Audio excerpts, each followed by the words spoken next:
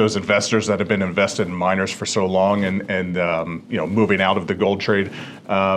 We do see that new money starting to come in. We earlier this year launched the GBUG, which is our Sprott active gold and silver mining ETF. That's actually gotten a lot of traction. It's the only active strategy out there on the market as it relates to gold mining. With that, kind of the value proposition there is we tend to see a lot of dispersion in returns between different companies within the gold mining sector, and an active strategy could help investors outperform, the broader gold equity market. When you're having these conversations with investors, how do you choose between gold and passive and active strategies? How are advisors thinking about those options? Yeah, you said a key word there, active. Sprott's had a factor-based suite of ETFs for a while. We've got a senior mining ETF and we have a junior mining ETF. But to your point, GBUG is something that's newer.